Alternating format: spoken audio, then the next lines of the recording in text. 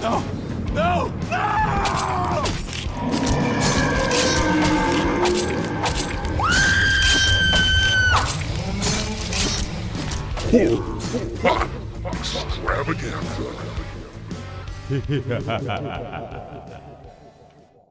What is up, ghosts?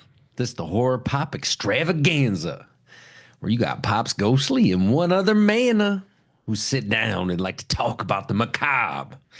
And they like to talk about graves that get robbed. But then at the end, they bring a little bit of the mindful. And you can carry that around with you for quite a while. But I'm telling you, sit down in your seat, ghosts, because I'm the Pops Ghostly host with the most. This is it, people, the Horror Pop Extravaganza. Welcome back. As I had mentioned in that little out of nowhere freestyly guy, I guess. I am Pops Ghostly, and with me today is Frankie Fudge Pack. Frankie Fudge Pack. I love the Stan Lee. What is that called when you use the first initial, the same letter for the first and last initial? I like that. Awesome. That's what that's called. That's called fucking awesome, is what it is. But he was really good at that. Stanley was really good at that. You know, you had your Reed Richards and your Peter Parkers and your J. Jonah Jamesons and your Bruce Banners and all of Frankie these. Fudge Packers. And Frankie Fudge Packer. Or is it Fudge Packer or just Fudge Pack? Pax Fudge, whatever.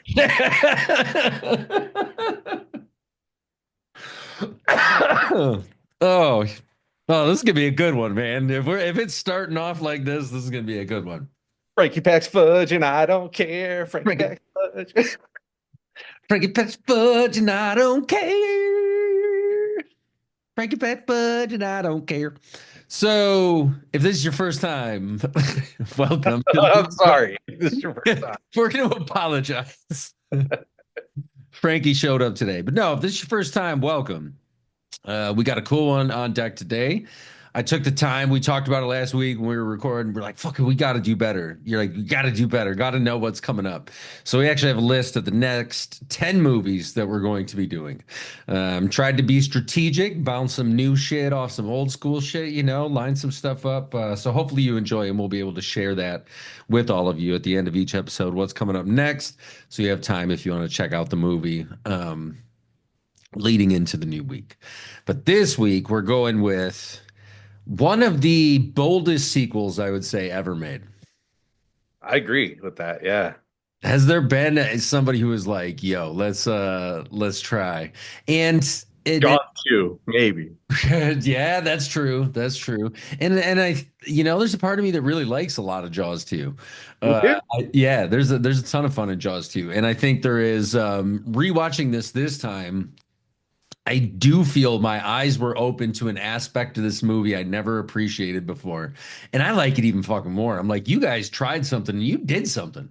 You know what I mean? Like, I feel like you did something relatively successful. Like, really. And then once I started thinking about some other aspects of it, I was like, holy shit, this really is a cool nod to a lot of different genres and a lot of different things, and a deeper psychology that we'll talk about once we get into the episode. But yes, as far as remaking or not remaking, but making horror sequels, rarely, very rarely, you know what I mean? When it comes to the big ones, when it comes to The Exorcist, when it comes to Halloween, the Texas Chainsaw Massacre, all of these things, it's very hard to compete with those source materials that in many ways were usually, you know, rugged, raw, and somebody really trying to make a point. They were trying to make a statement like, here we go, bang. In 1960, Alfred Hitchcock made his big statement with Psycho, Janet Leigh, Anthony Perkins, which we've talked about on the podcast. You know, Hitchcock never really got, I feel, the accolades that he deserved, but that might have been some karma coming back on him. You know, with the shit that we read about, dude, like he made some great art, and I'm all about, you know, you can separate the person from the art to a certain extent. There's some where it's a little bit harder than others for me. But, you know, you look at Martin Luther King Jr., one of my favorite people ever, and there's people who are like, yo, he was kind of a womanizer and shit. And like, does that make him a fucking, no, like separate the message, dude. I'm sure, you know, he wasn't nefarious in all these things. And with Hitchcock, though, you do read the stories of like, you know, kind of like Kubrick, like he was fucking aggressive at times, you know, not setting his actors up quite right. But that all aside, Psycho stands out as one of the most iconic horror flicks of all time. We talked about even just the noise. Read, read, read, read. People know that shit even if they don't know where it came from. They might know the Bates Motel and know nothing about Psycho proper. They don't know that there was this black and white flick from 1960. And they waited all of these years to do Psycho 2. It had been, and I think that was smart. You gave it time to really reach a new generation. You already put a new generation of people, the people who saw Psycho already had kids and their kids are now old enough to watch horror movies and shit. I feel it's been long enough in between. Whereas with Friday the 13th, Halloween and all that shit, it was like, dude, we're making money, money, money, money. Freddy's building new line. We making money. Like they were just crushing it, on these tiny little budgets. And this was a small budget too. I think it was around 5 million and pulled in 30 some plus, so a really good return on investment. Most people would look at that as being successful financially. And for me, it's successful on a whole bunch of different levels, but familiarity with Psycho 2, right? None at all. Yeah. Okay. And you didn't even know there was a 2, there was a 3, there was a 4. There was a made for TV movie called Bates Motel that's like super low budget that I think I had to find on YouTube because I couldn't even, it didn't exist. Or no, it is on, there's some fucking weird DVD that I have like a 4 movie chiller pack or some shit. And it had that little made for TV CBS or NBC thing. It was not very good. This one, in my opinion, they kind of like Jaws, they get progressively worse as you go. Even though I think Psycho 4 has some merit because you got CHH Pounder in there and she's always just a fucking gem, and she's the centerpiece. She's a radio DJ talking to Norman the whole time. So you get a ton of her and that makes it a lot of fun. But this shows up all these years later and you've never seen it. So did you have, I mean, what were any, if any, expectations you had going into this thing? Because you said, I think you saw Psycho, that one girlfriend you had, or your first wife, or somebody who was introducing you to somebody who was showing you shit. You know what I mean? Like different movies, and you had seen some things. Because you saw Psycho pretty early, right? Yeah, I saw Psycho as it being like, if you're interested in film, this is one you have to watch. It's more like it's reading the classics kind of thing, you know? Yeah. And It's so required. going into this one, I was well aware that like the bar was set way lower. And Yeah. I think it's a miracle based on what I read that the production came out as well as it did. Yeah, I was reading a few things too because I was like, I don't know a lot of the backstory and shit. So I read some, and I guess Meg Tilly and Anthony Perkins was like, "Fuck her, you get her off the movie," because Yeah. apparently she grew up with she didn't have TV or some shit, or her parents didn't let her watch TV. She had no awareness of the cultural importance, and she said some shit like, "Why is Tony get all the attention and stuff?" For anyone in the world of cinema, this was a fucking big deal for him to reprise the role of Norman Bates. This is not only an iconic movie, this is an iconic character. This is bringing back something that people were like, yo, that was a good fucking job you did, dude. Like, bring that back, It's like when Keaton brought back Beetlejuice and shit. People are like, yeah, you're bringing back this, dead thing that we loved. And I guess Meg Tilly was like, yo, I don't understand it. And he was like, yo, fuck her. Send her away. And they were like, nah, dude, we already shot like half the movie. Like you're popular, but not that popular. We can't reshoot the whole movie. You're not weird Sonic the Hedgehog fucking blue face. We can't redo the whole movie. He Uh, didn't want to come back. yeah, So what do you think this movie looks like without Anthony Perkins? nothing. Just bullshit, right? Yeah. And Yeah. though he would come back for 3, he would come back for 4. So they were probably just the same thing. I want to say I read Fred Gwynn and Vivian DiCarlo. A lot of them cats on the Munsters didn't want to do the TV movies, but they threw so much money at them, it was impossible to say no. Right. Yeah. Maybe that's what they did in this circumstance. And Universal was probably like, yo, we got this fucking house, dude. Because I want to say they had to rebuild the hotel, but the house was still there for people to, like you said, it was a landmark at Universal Studios and on the set where you would go by, take pictures, and check that shit out. But I can't imagine what they paid him to do it. Well, apparently they pulled like what a Jack Nicholson on him because famously Jack Nicholson was not sure about the Joker, and so they told him they were giving it to Robin Williams, and he was like, "All right, I'll do it." So uh, I heard in this they were going to give it to Max Schreck. Uh, Christopher Walken. Oh, I was like, okay, which Matt Shrek are we talking about? Not like creepy old fucking Right, Count Warlock, Max Shrek. right. That's what I was thinking at first. Okay, Christopher Walken. Can you What? imagine this with Christopher Walken? Mother, Right. you are you upstairs, mother? Wow. There's a Wow, swamp. people are showing up dead everywhere in our hotel. How are we going to keep this bitch open? I need two BLTs on rye. On rye, make sure the bacon's extra crisp. Doctor said I was just crazy. No, it would have been a very different movie. You're right. You're right. I kind of like, let's keep this going. I want to see this movie. We should remake Psycho 2 with Christopher Walken as he is now. Yeah, like just an old ass Christopher Walken. Right. I just got out of the mental institution. Whoa. They said I'm all better. What movie is this? Just confused as fuck. Where am I? They said there'd be lunch provided.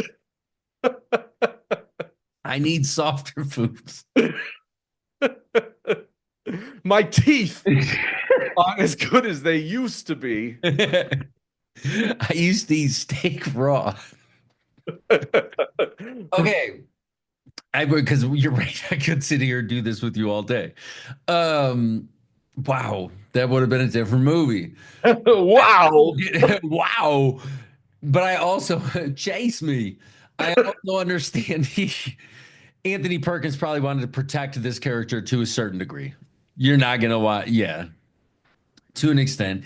And to be fair, it was why remake this, or why do a sequel to this? Did Universal just, hey, we're digging through our IPs and what can we do without paying a lot of money now in this new horror world that is 1983, that is post 1978. We've seen Halloween. We're only 1 year away from A Nightmare on Elm Street. We've seen Jason Voorhees. Leatherface is starting to do his, people are starting to get excited about that stuff. So what do we do to make this relevant? I love the way it opens. I think it's a great way to do it. You get, because there's a lot of like contention about that. Like, really? We're like, you don't fucking do that to the original. See, and but for me watching this, I feel you can see the love of the original. Yeah, I agree. They fucking tried their hardest to make something cool here.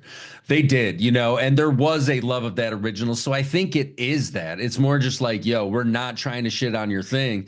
At least that's how I took it. Like, respect where respect is due, dude. Fucking Wu-Tang. You know what I mean? Like, respect where respect is due. So we're going to give you a little bit of that. But I think for me, it was more the transition from the monochrome to the color. I really like that. Slow transition. Yeah, yeah. Yeah, that was neat. Very Wizard of Oz, you know what I mean? And I think that was, hey, we're coming into a new time. We're coming into a new age. This is a different thing that we're going to present to you. And I want to say we get some of the dialogue too from the first movie as we hear her screaming, "Mother, blood, oh, mother." Those, all the famous lines and shit from Psycho.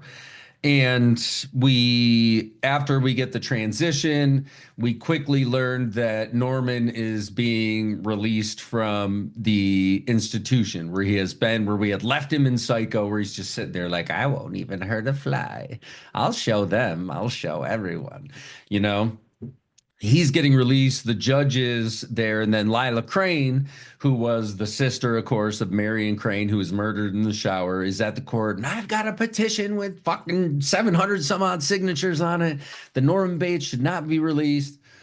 They kick her out. Defense has she been told like none of this shit matters? And it's like, yeah, we told her, but she said she doesn't care. She's got 750 names. Right. So that's a lot of fucking names together, especially in a small like town. to read them all before the court. Right. We're going to read off every name. But this dude shouldn't be released. They kick her out of the courtroom. She waits outside and yells at the doctor, like, fucking, you know what you're doing. And he tells her, he's like, listen, he didn't kill anybody. Reason of insanity. He got released due to this. My man seems good. And he did seem good. And he does seem good for a while.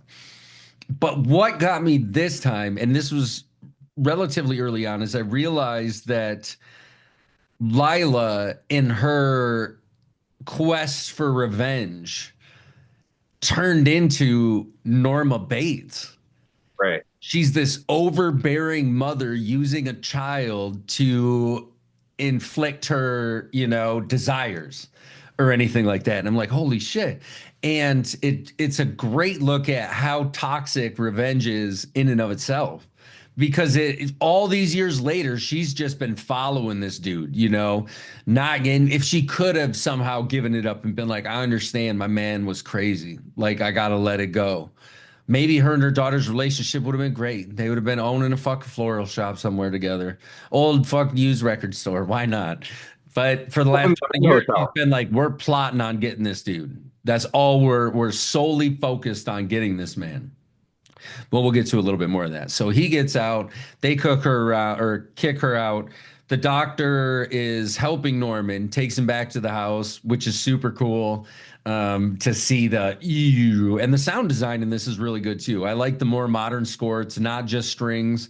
They actually took it and synthesized it, I guess, a little bit. But and some great camera work. Awesome. Yeah. Oh, you know what though, dude? We never went through the IMDb, did we? No, you skipped over that part, but I was just going to let it go. No. You should, because there are some recognizable faces in this that I think people would know. We absolutely should, and see what IMDb thinks is about. So, folks, sorry about that. We're going to take a short break in the plot. We'll leave Norman and the doctor outside of the Bates Motel at the bottom of the stairs, and we'll come back shortly after we visit the Internet Movie Database and see what they think this is about. I'm going to hit my weed pen while he talks. All right, you do that. Anthony Perkins plays Norman Bates. Brother of Osgood Perkins, which I did not know. I didn't know that either. Yeah. And I don't know who he had kids with before because, he was in the closet for a long time. Or I don't know if he didn't come out until later, but I know Anthony Perkins was a gay man in Hollywood. And so I'm not sure who Osgood was with, or maybe I don't know. But either way, when I was looking at the stuff on IMDb, I was like, holy shit, like Osgood Perkins as of right now, who's making cool movies and shit. And it's like, yeah, same guy. I'm like, oh, that's cool. Crazy. Vera Miles plays Lila. Yes. Vera Miles was in Original Psycho and also in one of the best episodes of The Twilight Zone ever, Mirror Image. I have to mention it. It's the one that Jordan Peele fucking made Us from, was inspired to make Us, where she's trapped in a train station and she starts seeing this doppelganger show up and it's fucking with her, kind of like this. Like, it's more mental, psychosis. And to me, that's scary as shit. That's what made this movie so scary to me, rewatching it, is because it was their evil was so, like, he's been surrounded by evil women his whole life trying to fuck everything up for him. You know what I mean? Or do something with him to manipulate him. Maybe not fuck everything up, but manipulate him. And Vera Miles, I think, does this really well. She brings it back, plays this kind of psycho type character, and but to see her reprise the role, I thought was great that they were able to bring her back. And I wanted to say they almost brought her husband Sam Loomis back, but he had another commitment, or was like an American ambassador to some other country at the time or some shit. So he was like, nah, I can't do that fucking sequel thing, man. I'm doing politics and fuck traveling the globe and trying to help shit. But anyway, please. Who was available was Meg Tilly. Yes. Some would say the lesser sister of the Tilly sisters. I would say probably more. She was in Agnes of God. Yeah. She's got some acting chops, dude. Meg Tilly shows up in this a few times. There's a really tender moment up in Norman's like boyhood bedroom between the two of them that I think was really well played. But yeah, she does a good job. Can't tell they hate each other. Right. And that's hard. Like, you go back and watch Dirty Dancing, you can be like, yo, there was tension. It's palpable. You can see it. But these two actually delivered where they needed to deliver and showed up professional. So kudos to both of them, because that's a hard thing to do, is to show up even when you don't feel like being professional, and be a fucking professional, get your shit done, and get the fuck out. That easy. Oh, that's the same way I come with this podcast, Pops. Fair enough. We have Over the Tops, Robert Loggia as Dr. Raymond. Yes. Over the Tops. Dude, Robert Loggia was like the best bad guy in the 80s, dude. And he was just in all of them. All over. All over. Wasn't he in Scarface? Probably, dude. Anytime you needed like a fucking Right. He was a great, like, he's a great greasy bad guy. But in this one, he shows up as a really comforting doctor. You're kind of rooting for this dude. Like he's the one who's on Norman's side. He's the one who's like, yo, something isn't fucking right. Like, this doesn't make sense. Dude's been in here 22 years or whatever, and for him to come out and then all of a sudden everything break down. But yeah, he shows up a little bit. Sigh. we got Fantastic Four's Dennis Franz as Toomey. Yes. Oh, Toomey.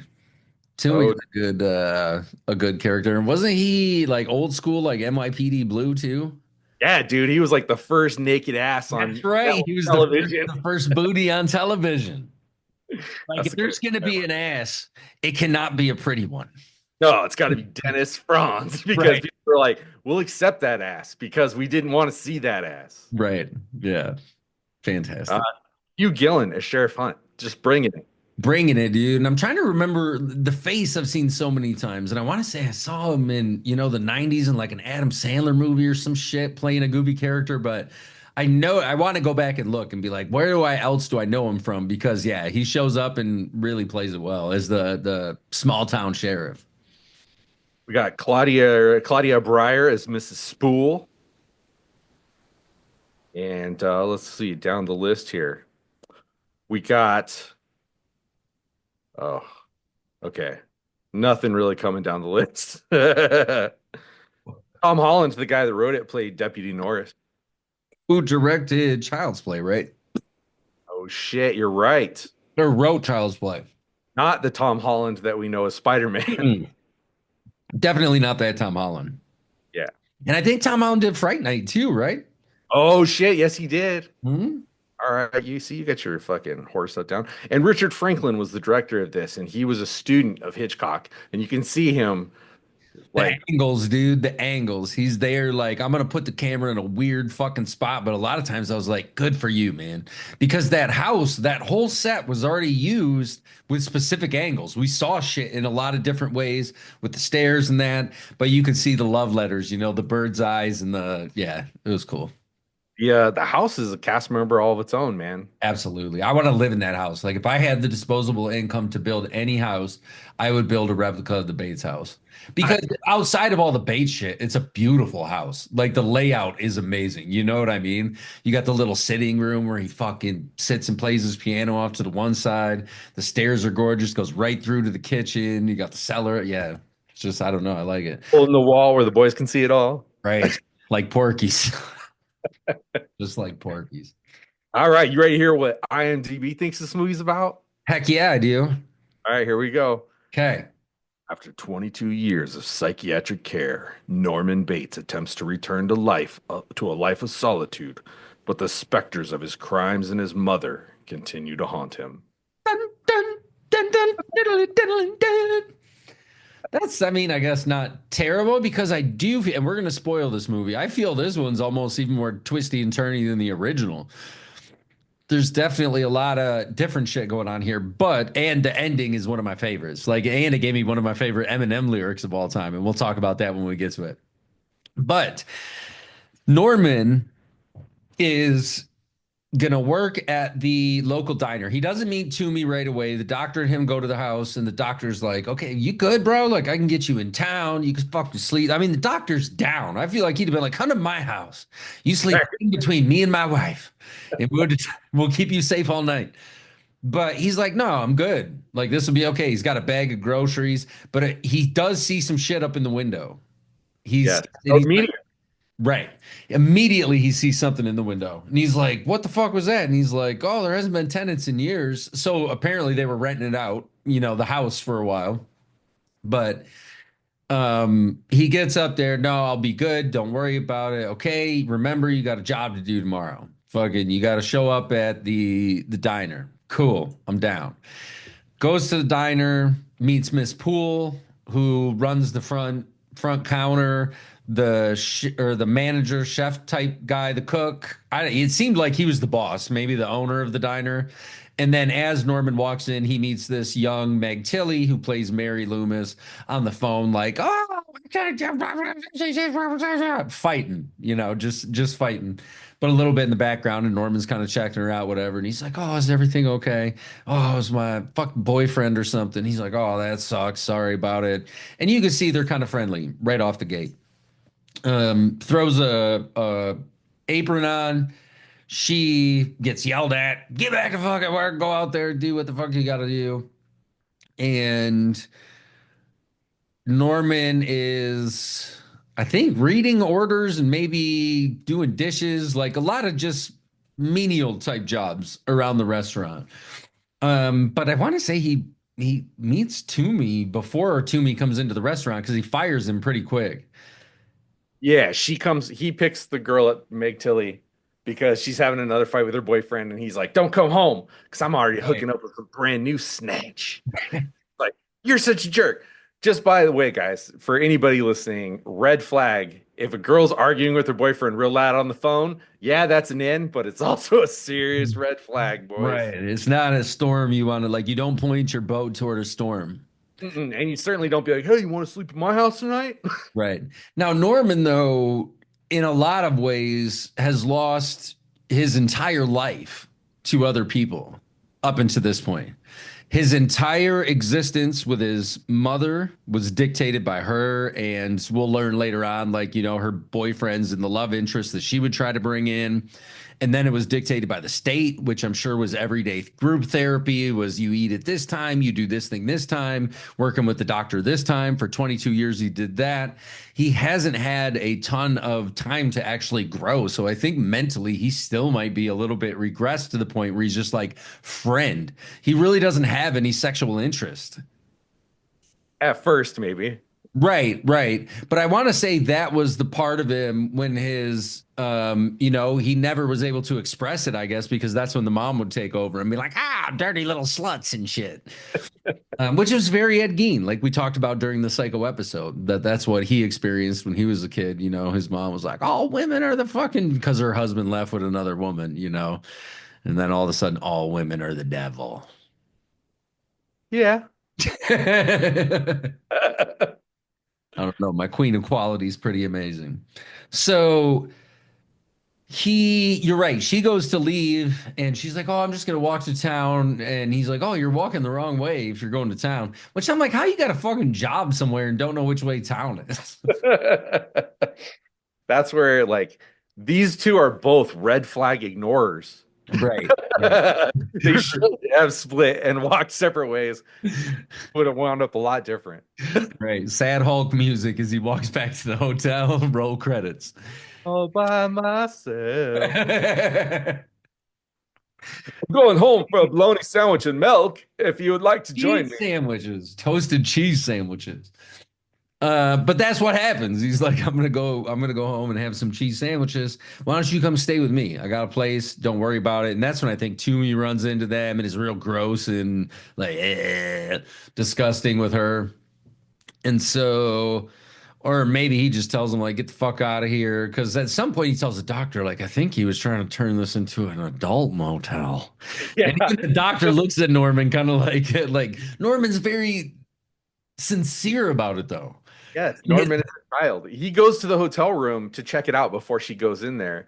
And he's like, he comes back and he throws some shit in the ashtray. And it looks like some Rolaids and like a fucking chapstick. And he's Yes. like, what's this?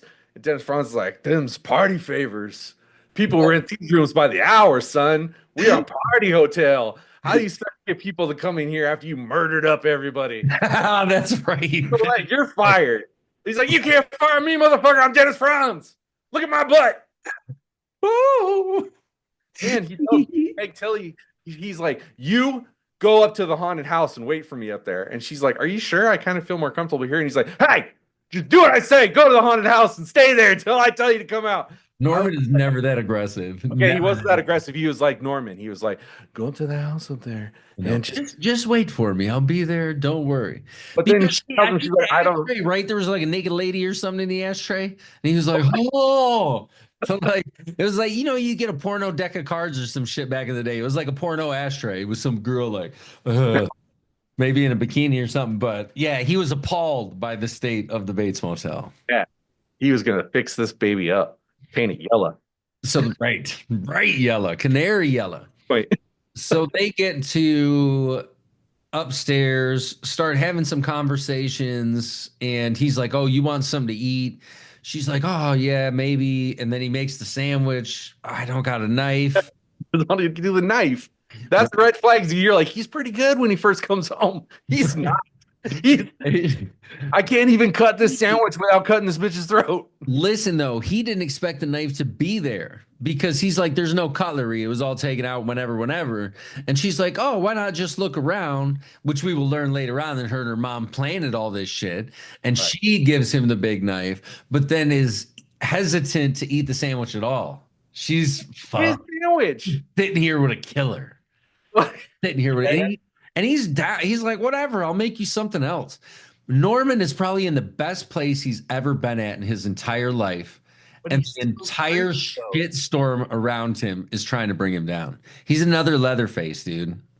You want some tea? And he finds his mom's fucking poison tea. Listen, we'll get there. Don't get there yet. All right. We'll get there. But he is very sympathetic at this point. He says, okay, don't worry about it. And he's like, you can stay. There's an extra room up there, trying to make her as comfortable as humanly possible. She's the one who forces him to go into his mom's old room. He's like, nah, that was my mom's room. I don't want to go in there. And she's like, you gotta face your demons, Norman. Fuck, kicks the door in like gangbusters. He's having a flashback, You which shouldn't be in here. I think I read that the reflection in the doorknob was his kid. That was Osgood Perkins. Yes. So he is having this kind of somber experience as he's looking around to where his mother was. Other shit starts happening pretty quick though, right around here, right? Because he sees a hand somewhere fall and he hears her voice like Norman fucking and yeah, sees a hand fall or something in the bedroom and then the door slams and he's experiencing things that also make us as the viewer wonder if he's going nuts again. Right. Is Norman falling into madness once again? Goes back to the diner. Toomey comes in all pissed off, like, lady, you fucking shacking up with Norman. That's why he fired me, not because I'm running a fucking slut bank over here. Yeah, don't worry about it. Glory holes everywhere. Those aren't peepholes. They're already there. I just made them bigger. Right. Not for me though. Mine fit fine in the fucking little hole. Whatever though. So he he harasses her until Norman goes up. Almost goes psycho again. Pours hot French fry grease on the cook, and then storms out. And he's like, sees a knife in the cake, and he's like, "I'm gonna grab that fucking knife." He's like, Yes. "Come on, But stick me, boy, the stick me." note was there though, right? He had seen the note. That said, "I'm gonna kill that. Get rid of that dirty little whore." Yes, all the notes. Don't let that slut be in my house. He keeps seeing notes everywhere. And this one was on the wheel. It comes around and he goes to read it. And he's like, and like you said, and Norman has to be scared as well. At this point, he's like, am I going fucking crazy? Am I psycho? Why is this shit happening as soon as I get out of here? It didn't happen at all. There was no notes at the hospital. Zero notes. I was fine. I saw my mom's dead body. He talked to me about how she fucking wormed her way into my skull, became another side of the personality, and fucking I'm good. But now he's got these notes, fucking people calling on the phone like, Norman, don't fucking bring women home ever. So he takes off. Toomey shows up later, fucking drunk because he was probably, I think he was drunk when he came into the restaurant. Yeah, he was all shitty. And then he came back really shitty. And he's like, I'm going to move my shit out. No, I'm not. I'm really going to set up shop in here. Glory hole, glory hole. I just left a couple of magazines here. Let me just grab those. Right. I gotta get my favorite Lubricant. deal. Diddy ruined lube for everybody. You can't say the word lube anymore without being a fucking disgusting. But then Toomey When could you say lube before when it was not disgusting? at an oil change station. Jiffy lube. Right. Kitty lube. Oh, totally different. Yeah. Ew. Okay. But how does Toomey get killed right here? So Toomey's just fucking around like he's all drunk and shitty and he's playing loud music and stuff and yelling at Norman. And Norman shows up dressed all like mom, completely like mom, and stabs Toomey in the face. He gets killed in the hotel.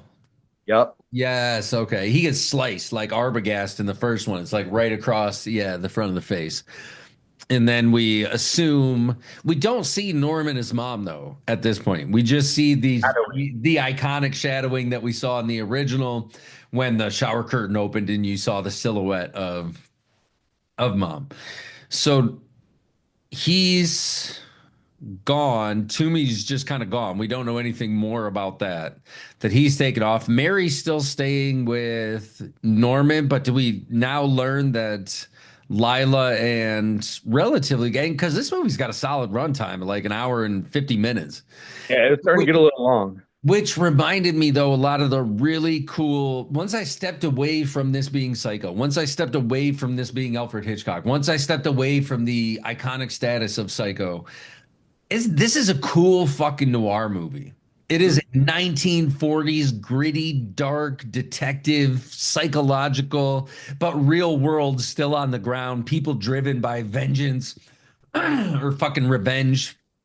Maybe not vengeance, but it fits all the right. It checks all the right boxes for me. I'm like, yeah, you got dark shadows. Yeah, you got fuck people twisting and turning and shit. So we learn that or Mary is Lila's daughter because no, that's after the attic scene.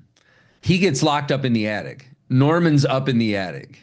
And two kids sneak into the basement to scrump. Right. And that dude had that fucking crusty mattress rolled up in the Just corner. rolled out some homeless dude's mattress, and she's into it, dude. Yeah, she's like, whatever, man, let's fight. And he's like, you want to hit this weed? And she's like, nah, I'm good with the dirty mattress. That's all I need.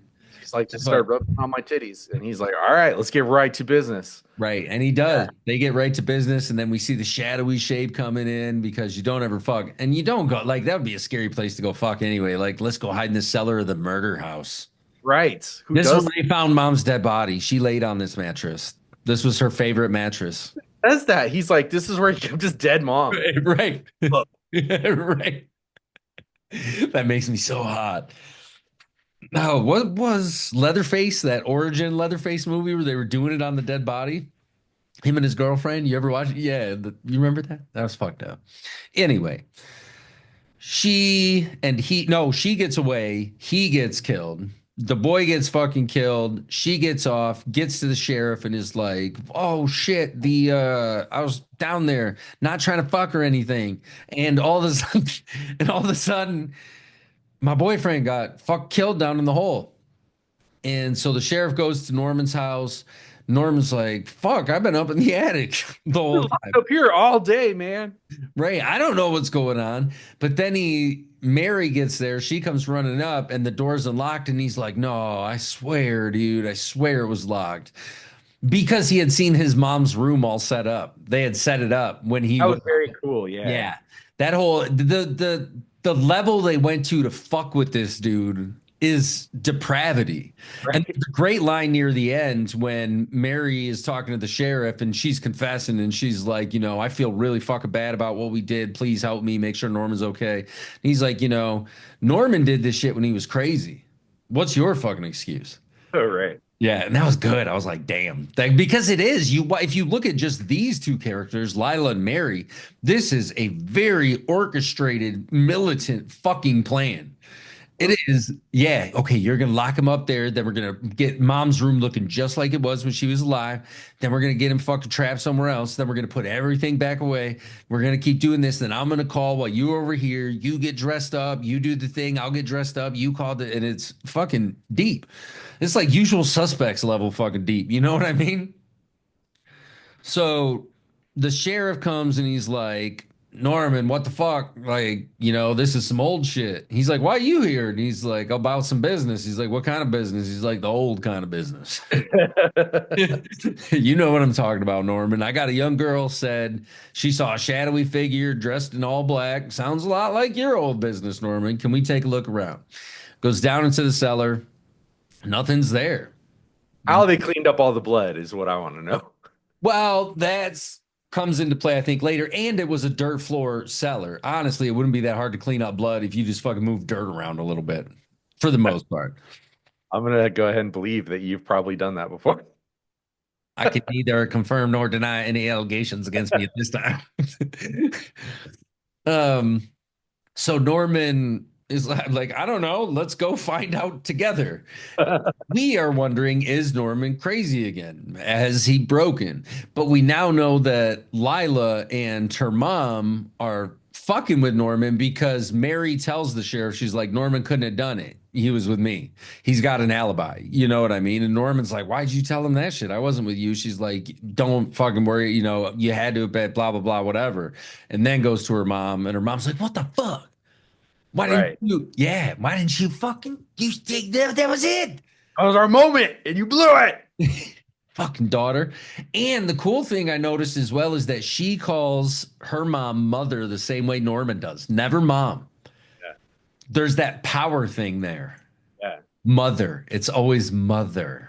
I didn't pick up on it until you mentioned it. So yeah. Yeah, it's she is suffering Norman's original fate. We're watching her suffer the same thing, but being a part of recreating what he was to begin with.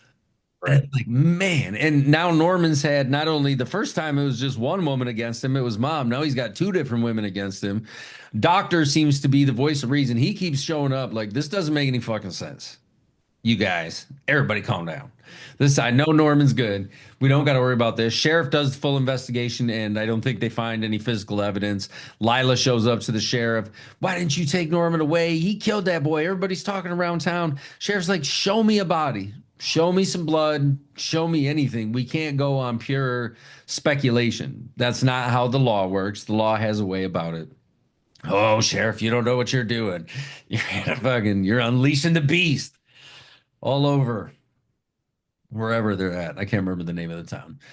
And Mary starts, I feel, right around here to turn in favor of we got to stop fucking with this dude because it's not okay.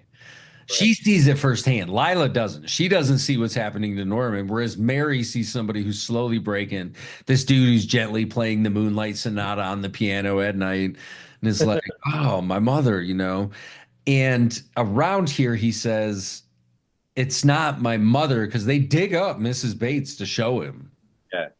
That was cool. Yeah, dig it up, open the casket. They're like, fuck. They're like, but look, that's your mom right there. That's Mrs. Bates. And he's like, oh, yeah, I get that. She's dead. But my real mom's not dead. And you're like, oh, it's in his head. It's Right. fucking in his head again, dude. She's there. And they're like, no, look, it's this, that, or the other. And where did we go? Do you remember where we jump from here? Because I feel like I'm getting real close to the third act mentally, and I don't know if I'm missing anything along the way. They don't pull the swamp until closer to the end. We do get Lila and her mother arguing in the hotel room, which is a really intense scene. Again, like an old noir flick, where they're off in the corner of the foyer area or lounge area, just off the entrance to the hotel, and there's vacuuming going on, so you can't really hear all the shit that they're saying. But those two have a really tough conversation. Like, I'm done, mom. I'm done doing this shit. You can fucking figure your own shit out. And so I'm going to go to tell Norman, and I think this is where she tells him relatively close here. I'm going to tell Norman what happened. And I'm going to tell the sheriff, and we got to drag the swamp. And they find the car. She goes to get Norman, and it's like, fucking, what are we gonna do? Ah. And then she's like, oh, it's, me, my mom. But at some point, they have that nice, tender moment up in his boyhood bedroom where she's holding on to him and he's expressing, I can't remember anything about anything anymore. They took it all out of me at the hospital. All I remember is the smell of those warm toasted cheese sandwiches. And he's this little wounded thing just looking for comfort because nowhere in the world are people comforting him. The doctor being, on his side is still not a comforter for Norman. He's a therapist, psychiatrist, all of these different things. He has to be a bigger view of Norman, and she rests him into her chest and is like, it's all right, don't worry about it. But then shit really starts to hit the fucking fan. People start dying all over. The doctor's following around Lila Crane, Mary's mother, and sees her sneak off into the hotel. I want to say when Norman's down at the precinct, because he does go down to the jailhouse for a little while, but they let him go. They're like, you're free to go, dude. There's nothing, they confessed to this shit or said at least that's a possibility. You didn't do this. There's a body, but you didn't do it. And so Norman goes back, but meanwhile, the doctor follows Lila into the house, and Lila goes downstairs into our cellar, one of our best set pieces, where her sister, or where, no, not her sister, where she originally, when she turned the light on and saw fucking Norman, like, and found the corpse of Mrs. Bates. She goes back down there and has a little Scooby-Doo type fucking move the rock out of the way.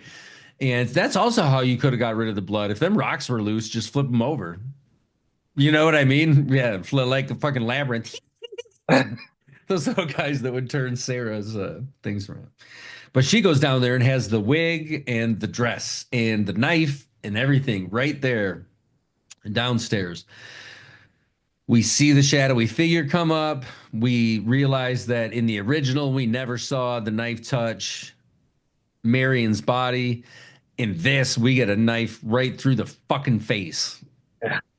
I think that was the one that went right through the mouth and gets stabbed. She's dead. The doctor is now looking for Lila, goes down into the cellar when then Norman walks in, and Norman's like, "What are you doing here?" Right.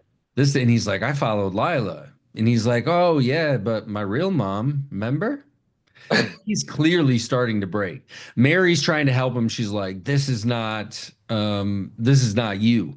This is not this. But before that, the doctor gets killed and he gets fucking stabbed as well. Or maybe he got stabbed in the mouth, or maybe he gets in the chest, but he falls over the banister, lands on the knife, and it goes even deeper into him.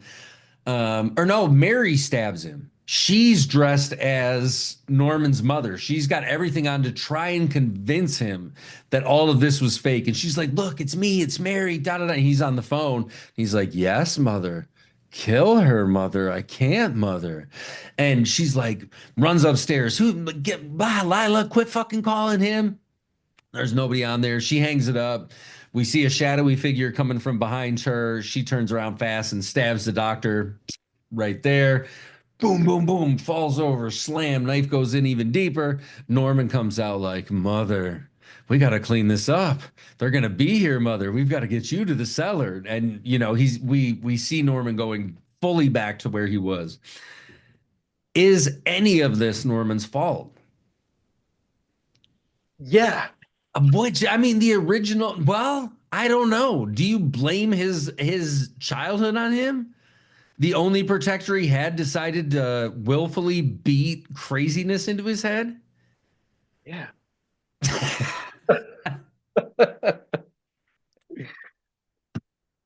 But had they not introduced all of these elements, it might have still gotten there. Who knows? It might have still gotten there. But had they not introduced all of these elements, the first day they brought him out, he was still nuts.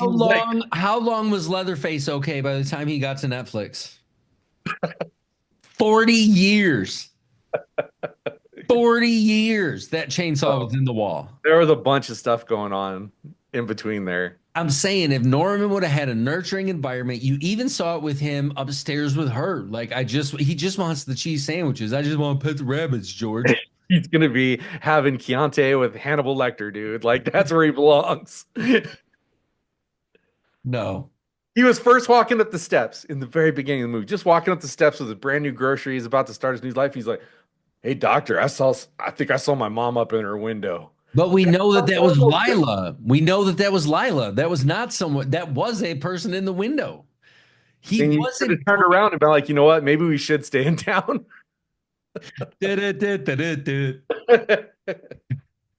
You're right. We wouldn't have as much movie, but you're a Norman Bates sympathizer. Yes, to an extent, because he suffered like some crazy shit, man. Like his mental health was broken, and had dude been in maybe a group home. They should have put Norman in a group home with other people who needed just like nurturing, How you doing, Norman? Doing okay? You want cheese sammy? I'm making cheese sammies, Norman. Ed Gein lived out the rest of his days happy as fuck, never murdered another person. They said he loved his M&Ms and TV. That's where Norman should have been. Right, M&Ms and TV. Oh, but that's what I had. Like, people can't beat other people mentally into submission like that. And it's terrifying. It is terrifying. We've seen it throughout history. It's scary. And Norman, I believe, if Universal didn't want to make more money on this thing, we could have believed the character was in the hospital, and that's where he stayed. You know what I mean? Eating M&Ms with fucking R.P. McMurphy from fucking Buffalo or the Cuckoo's Nest. Yep. Norman, you son of a bitch! You were your mom. You fucking tricked him. Uh, so Norman's on the phone, just straight gone. Yeah. Yes, mother. Yes, mother. She stabs Doc. Doc's dead. Norman's like, we got to clean this up. We got to make everything right. Cops show up, come in. She fucking takes a bullet, and I guess there's a couple pages of script where she survived. She didn't die from that gunshot and actually went fucking crazy. Kind of Sally at the end of Chainsaw. You know what I mean? Like, just it broke her. Her mom broke her to be sent to the hospital, the place where Norman was getting released from at the beginning of the movie. It came full circle with just a different character. Yeah, I don't know why they cut it. I don't know why it wasn't, I guess, in the, for whatever reasons, probably time, honestly, with this thing already running kind of long. So she takes a bullet, boom, fucking sheriff is explaining, like, fucking, they did it all. Yeah. The mom and the daughter. Everything. They were, but in a lot of ways, she did kill the doctor. She was fully dressed in Norman's clothes. Was Mary crazy at that time? Would she have killed Norman? Norman's, because I want to say she even slashes at him, right? When he's got his hands up and he's like, no, mother, you can't fucking. She stabs the shit out of him. Yeah. But that proves his point because it looks like defensive wounds. Right. Which it was. He wasn't, I don't even know if he was trying to get her, just like psychologically, he was broken back to being with his mom and need to go put her upstairs so that the police don't take her away for being crazy. But they show up and are like, hey, pretty much case closed. Yeah. They're like, Norman, lock your door, buddy. Don't let any bitches back in here. Everything's going to be fine now, Norman. Cheese sandwiches before hoes. That's right. And then he doesn't listen. He lets another hoe into the house. And I remember watching this for the first time and being really fucking excited because I did not see this coming. I did not anticipate this. I thought it was him crazy again and got away with some shit, or the other two, because it didn't make sense. Lila would be talking to her mom, or Mary would be talking to her mom, or Norman would be downstairs and she would still see sets of eyes peeking through the holes or looking at things. And you're like, who's the other mystery character that we don't know? And Mrs. Poole shows up. Knock, knock, knock. Comes in. Norman is full on broke down again. Yeah. Poor Norman. Because he's so stoic. He's in almost a comfortable place, in a rhythm that him and his mom had shared before. And she comes in. I was just having some toasted cheese sandwiches. You want some? And she's like, no, I'm good. Don't worry about that. But there's a plate there for it. She's like, oh, you were expecting me. And he's like, no, I was expecting someone. I just didn't know who. Because he was onto it. He was onto the fact that there was somebody else. She goes on to tell him how she was Norma's sister, whose maiden name was Poole before Bates. I was young, had a child out of wedlock, couldn't take care of the kid, also had some mental problems of my own. The state took me away for a little while. Norma took you about 1 year old. She never mentioned me? No. Fuck no. You want some tea? You like tea? And I love this scene, dude, where he pulls it and he moves the regular teas over to the side, and there's the old tin back there, the one that he poisoned his fucking mom and his mom's boyfriend with. Gives her a little bit of tea. Sure, I'd love some tea. She continues to tell him. Then I got out of the hospital, but I had to keep an eye on you, but I had to do it from a distance. I didn't want to do anything, but then I saw these people trying to fuck with you. I saw from the side what was really happening. So I decided to make them all pay. And he's like, oh, yes, mother. Yes. And she takes a couple sips of her tea, dude. And I love this. He's just got a fucking snow shovel in there. Ping! Right in the back of the head. Bird's eye view. We get a nice shot of the kitchen from a cool bird's eye. He picks up mother, starts carrying her away. And we forgot to mention how cool, or I forgot to mention how cool the shot of her walking up the stairs was. Like the green screen and the wind blowing everywhere. Very menacing. We're like, who is this mystery lady? Who is this at the end of this thing? And he's carrying her away, and we start to hear the voice, the original voice that Norman, I'm cold. Put me by the window so I can make sure no whores are coming to the hotel. And get busy. This place ain't gonna run itself. Yes, mother. Yes, mother. And that's the Eminem line that I was getting to at the beginning is I'm about as normal as Norman Bates, deformative traits, a premature birth that was 4 minutes late. Mother, are you there? I love you. I never meant to hit you over the head with that shovel. It's a great line. I feel like I'm just a huge nerd at heart. Like, dude seemed like he was just, like a lot of kids in Michigan when it was cold as fuck outside and you didn't have no money. You had VHS tapes that you would get. And then we jump to the credits. Norman and his mother reunited as they were once separated. Norman forced into this position. Fuck poor Norman. I mean, he had some choices. You're right. He could have left town and stuff. But I also feel he had worked for 22 years to get better. But maybe not go back to the same house. But Maybe sell it. Yeah. you can probably get a good fucking penny for that. Well, they said it was off the highway now because they had put in the new highway. So that's why it was the slut motel. But you could sell it to somebody. Sell it to a madam. You could make the big house the brothel and then the hotel just like the glory holes and fucking hand jobs. Sell it to whores. He can't. It's true. It's true. Kill them all, Norman. Turn it into a Bible. Kind of like I said at the beginning, this would be followed by Psycho 3, which is I mean, I like it. I know it's they diminishing returns for sure, except Psycho 4. I might have to go back to Psycho 4 and see if it's worth visiting on the show. I did have someone write about a few movies that they want us to watch, so those will have to be added to the list of 10 somewhere. Once we get down to like 5, then we'll add a new 5 underneath and a new 5 underneath, so we don't get too far ahead of ourselves. So what did you think? Give us your score out of 5 doppelganger mothers, sister mothers, out of 5 sister mothers, Norman sister mothers, and give me a little bit of an assessment of Psycho 2, what you thought about going into this thing or after this thing. Yeah. I liked the setup. I think that I always like the setup on these sequels where we start getting more story just built right off the original. That's my favorite thing. Just give me more of what I loved in the first one, but let some time pass. Let's see what it looks like, Right. Even though I've like Halloween 2, I like, dude, that we get same night. It's just in yeah, no, I like that too. Just a continuation of that story, right. with a little bit more background added to it. But I still like a little bit of mystery. I realized about halfway through that I was like, oh shit, this is a Scooby-Doo movie. Dun, dun, Like, dun, ask the kids and flip the rock over and the body's buried in the coal. All that I like the coal moving when Norman went by. Like, make sure you pay attention to the coal because it's going to come into play later. Yeah.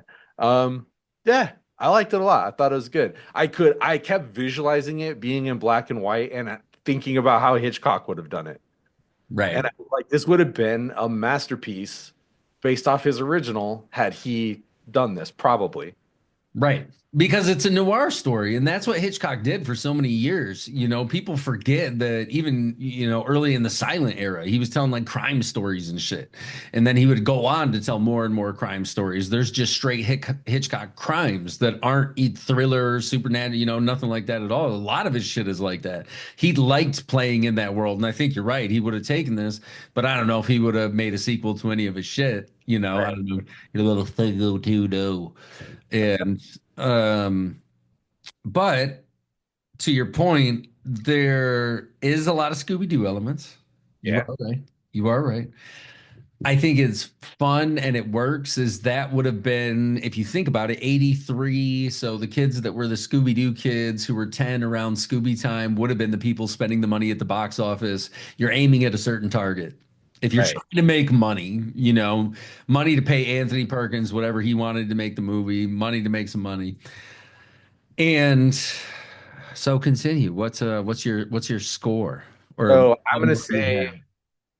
yeah. So this movie I read was originally going to be a made-for-TV thing. When Anthony Perkins signed on to it, they decided to make it a theatrical release. And I feel that. Yeah, Uh, you could have edited 30 minutes out of this movie, and it would have been a lot more streamlined and tight. But I also understand Psycho's all about building the mood, the tension. tension, and that takes time. So, like I forgive the things that, and it picks back up in the third act. Like It's it was starting bad. to lose me in the second Yeah. act. It, All the it, deaths, almost all the deaths are in the third act. And Norman only kills one person. The only person he kills is his biological mother. Everybody right. else was killed by everybody else. Yeah. Either his Yeah. mom or Mary or someone. Yeah. So I think that this movie is good. It's really good. I didn't like Meg Tilly's performance. I've never been a big Meg Tilly fan. Yeah. So I think that they needed somebody stronger there, but Jennifer couldn't have pulled it off either. So I don't know. if you're playing in that Tilly pond, then yeah, you got the better of the Tillys. The Um, Tilly Bond. I uh, want to yeah, draw some Meg Tilly and Jennifer Tilly frogs and have Tillies on lilies with their faces. You know what I mean? Yeah. yeah, dude. Anyway, continue. Yeah, no, I'm gonna go ahead and give this movie a 3.5. Right on, dude. That was gonna be. I was bouncing between a 3.5 and a 4 for a lot of it because this time it really did hit me with a lot of different angles where I was like, oh shit. You brought there was love in this thing. You can feel the love that was there in this thing. Um, but I decided to keep it at a 3.5 just because it's has to stand next to its original. Right. And that's, sequels always suffer for the most part for having the responsibility of standing next to something that was worthy of a sequel. Something that was loved enough by the fans, made enough money that they said, okay, let's cut another one. Because there's so many movies that never got a fucking sequel and never will get a sequel. And so there's that name recognition. Now, when your original is a fucking Hitchcock, considered a Hitchcock masterpiece, Right. it's hard. But I think this is less egregious than the remake with Vince. Oh, dude, the remake is like a 0.2234. I don't know if I could do like negative I, scores. I don't know if I could do negative scores. Yeah, that Van Zandt thing is because why do a shot for shot?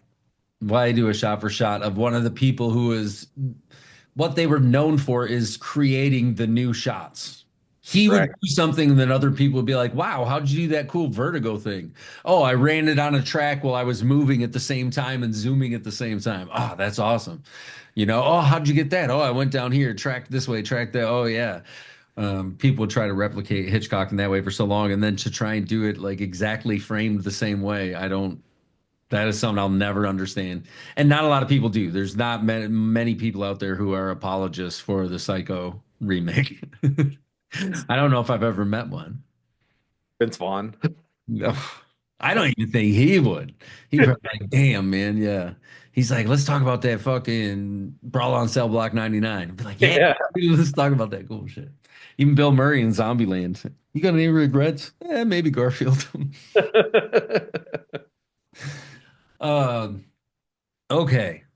Let's get into. Oh, and next week we are going to be looking. I think next week is Compassion.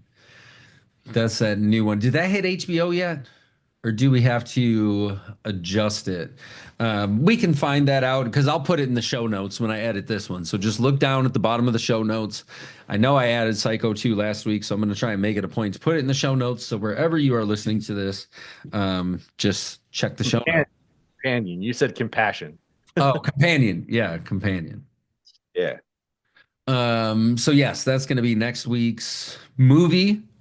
And for now, we'll move over to the mindfulness section of the show. And this week is pulling from personal experience because this week was fucking challenge, dude.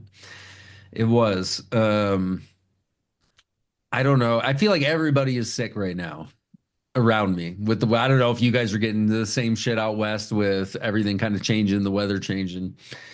but I picked up something, and the medication that I'm on for my multiple sclerosis lowers my immune system. So when I get sick, I get a little bit extra sick. But on top of that, when I am sick, it flares up my MS. Like I woke up the one day and I was like, well, fuck, I can't get out of bed. And I didn't all day. I was like, this is what I have to do. I'm like, yo, babe, can you run me a bath? Like, please help. Um, it's hard. It's hard. Those are the hard days. I was supposed to be doing some tattoos, had to reschedule a couple of them because I was like, I just physically can't. Like, this isn't gonna work. Went to Port Huron on Friday and did one tattoo, worked on this Destroy All Humans piece that I've been working on that I'm super excited about. I might have sent it to you. I don't know. It was the fucking alien with the guns and the jetpack and shit. But working on this piece. So I went Friday because I had my uncle's memorial on Saturday. My pops, his brother, he passed away back in October. So it's not like this was new. You know, we were just kind of waiting. My Aunt Sharon had his ashes that she just wanted to keep at the house and was like, yo, we ain't doing the memorial till I'm ready. It's like they were together for 60 years. Yeah. That's one of them impressive motherfuckers. You know what I mean? It really is. That's one of those ones you look at and it's like you fought for that. I know you had to. She was super young. He was young. One of the coolest artists I've ever known. His woodwork was fucking unbelievable, dude. It was like puzzles and shit made of wood. That like a table, he had this chess set table that had like a glass cover on it, and you clicked a couple things over here and over there, and the board would slide out, and the covers were on gears that would slide underneath, and then it would go back over. Some of his, he was really proud, and I would be too. But some of his work was viewed by the Queen of England. I mean, has like the letters and shit from looking at it. Masterful in what he did. Super cool human being. Inspired me in many ways. Awesome dude. Uncle Don, you were the shit. And you're still around, man. You're still around in all of us. However, the sickness, like I was gonna come back Friday night and I realized I couldn't even leave the memorial and drive the 2 hours to go home. I was like, fuck, I text my mom, like, Mom, can I fucking sleep at your house again for a night? I can't do anything. And she's like, of course, I was kind of worried about you anyway, you know, trying to make that drive. This whole situation, everything, you know, from the memorial to the being sick, I feel like I still sound a little bit nasally from being ill. All this whole week, this culmination brought me back to one of the first principles when I first left that hospital after like I was like, yo, I'm gonna kill my fucking self. This is gonna happen. Somebody take me to the hospital, please. And if anybody needs that, you dial 988, I think is the number, and it's the suicide prevention line. Please do that. But when I got back from there, I started reading a Thich Nhat Hanh book, who has become, in a lot of ways, a spiritual teacher to me. I've read so many of his books. He's a Vietnamese Zen Buddhist who just recently passed away within the past couple of years. But in one of his writings or something, there was this sentence that said, complaining is non-acceptance of what is. I chewed on that shit for months. Every time I would want to complain about some shit, I'd be like, okay, is it? And the more I kept thinking about it and the more I kept trying to practice it, the more I realized he was speaking what I think is a truth. Because to complain is to deny whatever's going on, is to deny it and say, I wish it was something else. I wish my situation was something else. That doesn't do anything. Opposed to like, you know, I'm not talking about if you're hungry or some shit. This is more mental, you know. It's like, oh, I'm hungry. You can do something about that. Get up and move and, you know, you can do that. Go get something to eat. Hopefully you're in a position where you can go get something to eat. If you can listen to our podcast, hopefully you can get something to eat. But complaining really is. I thought about it again because there were a couple times when I just wanted to be fucking miserable about it all. I'm like, this fucking sucks, dude. My hips hurt. My fucking one leg like feels like it's gonna fall out from under me. I was at the bookstore, knelt down to get at the bottom shelf of a book, and was like, ah, fuck, I don't know if I can get back up. Like this crazy, you know. Then real slow, like a stiffness that I had never felt, and I think a wave of this disease state that I haven't felt since the very beginning. But to complain about it wouldn't help anything, and so it would take me, you know, maybe a couple minutes breathe down, really think about it, try and look at it from a bigger level, and to sit there and be like, you know what? If fucking in bed is where I am, in bed is where I am. And it is what it is. My fucking shit's wobbly. I'm sick. It's there's nothing, I can't fight this. The best thing I could do is rest. That's what my body probably truly wants. So it doesn't have to use any energy on moving around and doing all this shit. It can use the little white blood cells I got to try and fucking fight back, to make me a little bit better. And I see this journey that I've been on, this walk that I'm kind of taking, this path, whatever, as it's like a lotus flower that just continually unfolds. It's like I'm right back where I started. And it'll now kind of grow from there. I'll probably chew on this for a while and then I'll end up somewhere else where I started until the things, it's strange, man. It's figuring out what your path is so that when you walk off it a little bit, you know how to step back on it. And your path is not going to be my path. I think there are certain truths that can be revealed to people no matter what their path that are sort of universal. But for the most part, I don't want anybody to walk my exact path because that would be denying who you are and your manifestation or your existence. But to complain about shit just doesn't help anything. I feel like it only makes it worse. Yeah, Do 100%. you have a time when complaining helped? And I used to complain about fucking everything. And my Yeah, my dude. fucking drink's too hot. My fucking power went out. My cable's acting funky. My internet's being spotty. Now I'm like, fuck, I got internet. I feel like there's people out there that really get off on complaining, and I really think it really truly makes them feel better when they complain about shit. It's got to be the only thing, or they fucking love being miserable. I don't know what it is, but I decided to stop. That's good, man. That's really good because I believe you're right. There are people who are comfortable in that space, and my heart hurts for them because it's like being in a toxic relationship with another human being, but it's with yourself. And you're the Absolutely. one causing because the more you complain, the more it becomes the response habit. To where if anything happens, then there's reason to complain or blame. Complaining normally turns into blaming. It was so and so's fault. It was so and so's fault, as opposed to just kind of going through your life like, yo, I'm alive. You know what the best feeling is? Is to be like, yeah, this shit's probably my fault. Oh, that's the best. Because No, guess what? Then you can change it. there is so much truth in that, dude. When I was wandering around the bookstore, there's a book I read 3, 4 years, I don't know, it's been quite a few years now, called Extreme Ownership. And it's all about Navy SEAL practices and shit. Everything is your fault. If you can live that mantra, it makes life so much better. No Yeah. matter what happens, you can walk it back. Like, oh, my fucking furnace went out. I could fucking complain. I need new tires on my car right now. I know it's gonna be like $800 that I don't have after paying $5,000 to get surgery on a cat. You know what I mean? But I wouldn't have the tire problem if I didn't buy the car. That was my choice to buy that vehicle, and I chose to buy that vehicle with those tires.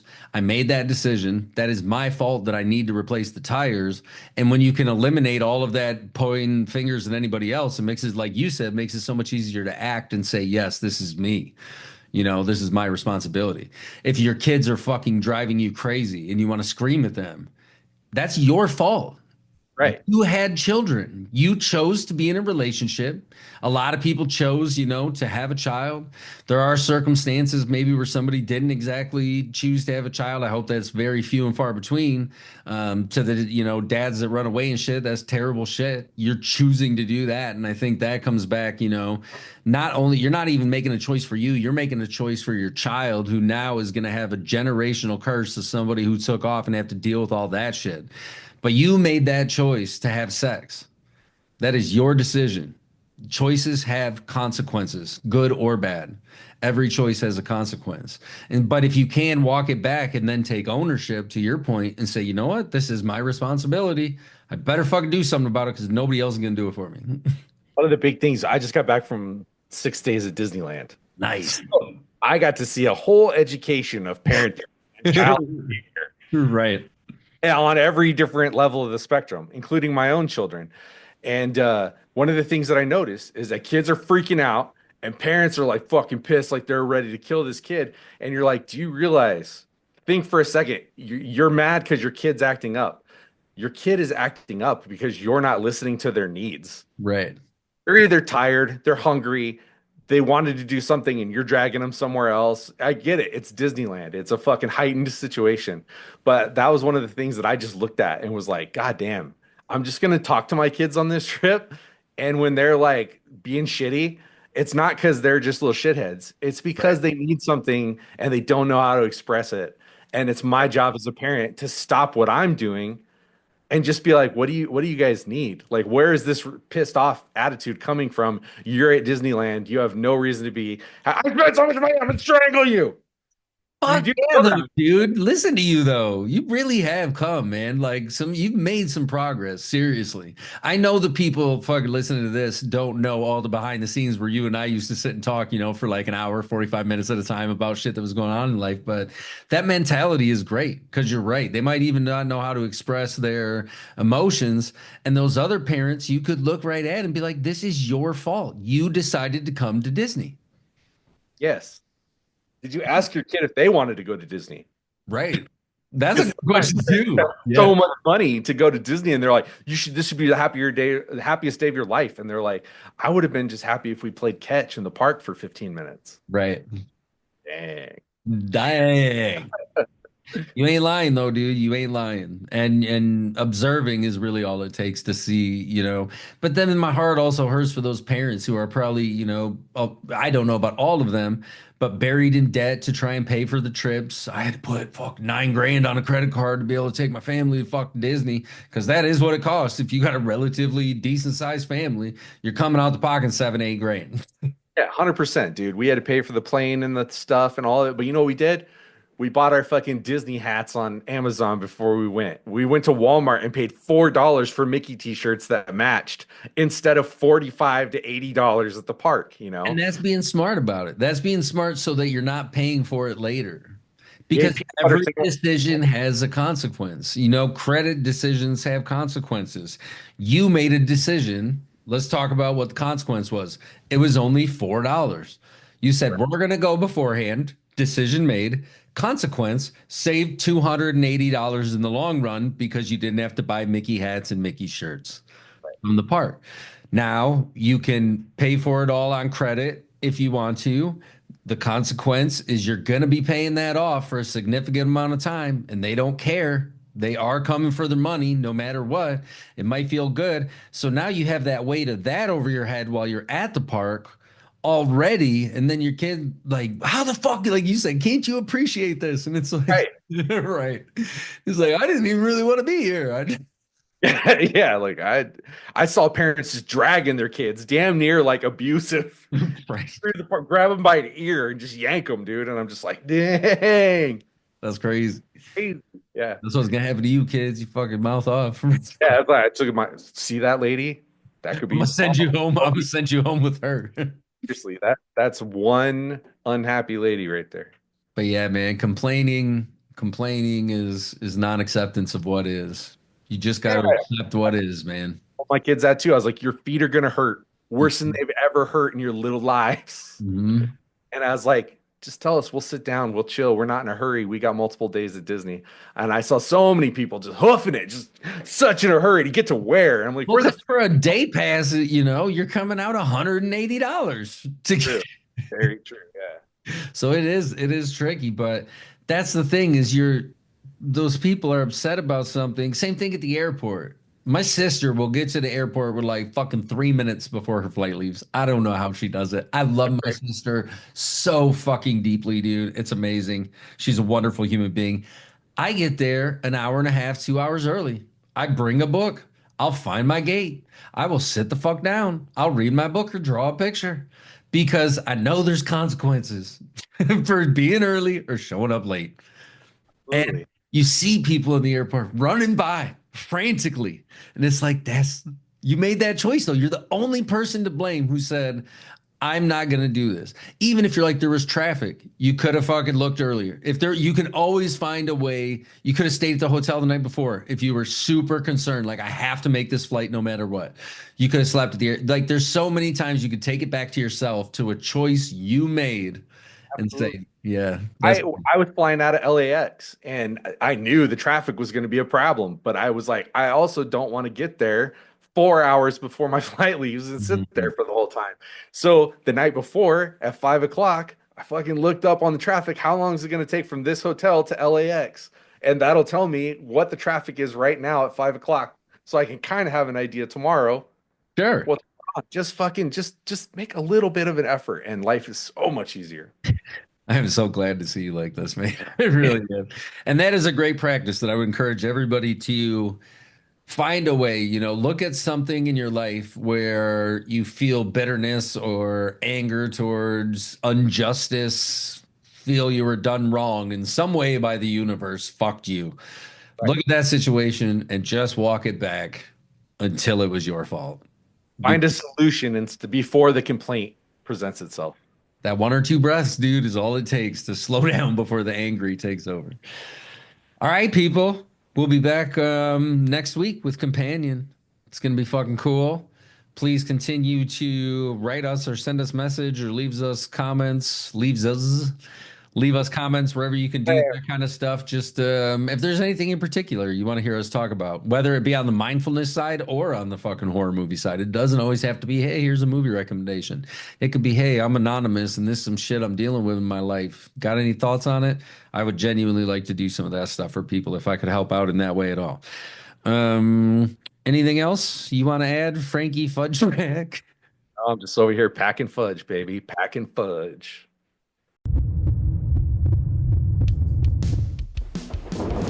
No! No! No!